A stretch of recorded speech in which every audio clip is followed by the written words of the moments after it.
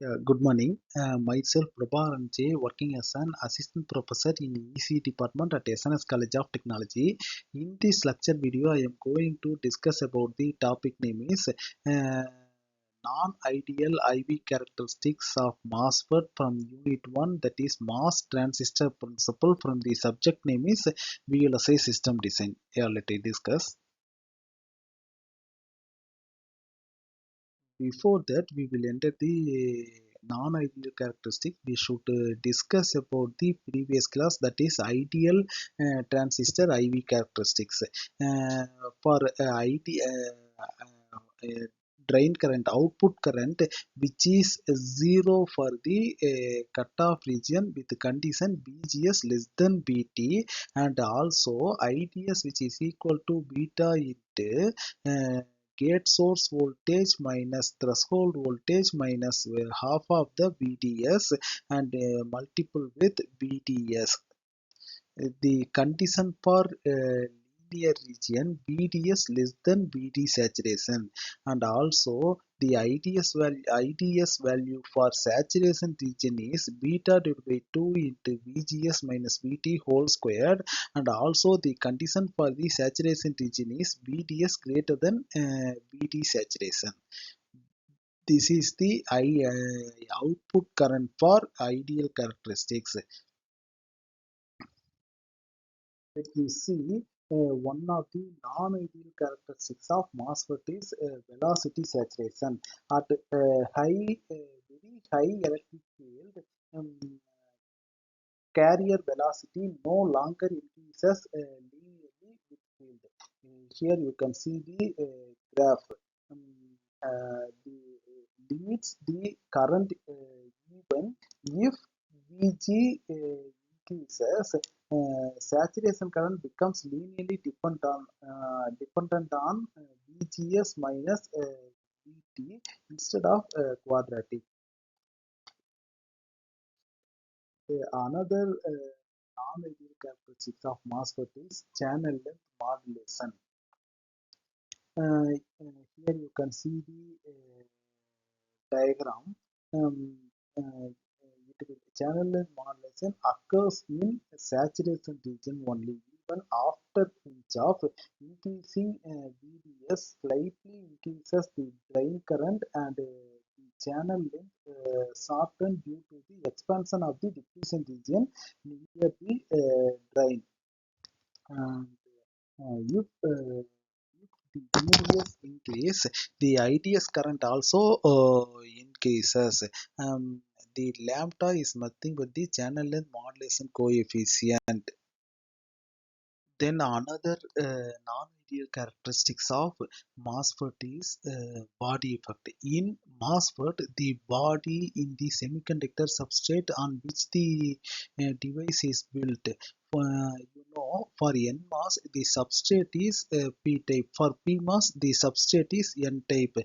In ideal cases, the body is tied to the source terminal, but in practical circuits, the body and source may be different potentials, causing the body effect. Here you can see the body effect equation, and gamma is nothing but the body effect coefficients. Okay, and then next non-ideal characteristics of the MOSFET is leakage sources. Okay, first one is subthreshold conduction, second one is junction leakage, third one is gate leakage or gate oxide tunneling. Okay, we see briefly uh, what is mean by subthreshold conduction or subthreshold leakage. Current flow between source and drain even when VGS gate source voltage less than Thevenin voltage, it increases exponentially with lower V and higher temperature. Uh, this is the subthreshold conduction. And next one is junction leakage, reverse bias PN junction diode current. Next one is gate leakage, due to thin oxide layer, electrons tunnel through the gate oxide causes gate to channel leakages. These all are the leakage sources, which is one of the non-ideal characteristics of the. Yeah, let you do one small activities quickly. You do count the number of times that the letter F appears in the following sentence. That is, finished files are the result of years of scientific study combined with the experience of yes. Try this. Okay. For next we will continue the my lecture. Then other non-ideal characteristics of MOSFET is drain-induced barrier lowering, which means reduction of the threshold voltage due to a high drain voltage. In short channel devices, the electric field from the drain can penetrate into the channel and interfere with the gate's control, lowering the potential barrier at the source channel junction. This allows carrier to flow from the source to drain even when uh, gate source voltage less than threshold voltage, leading to leakage current and degraded switching behavior.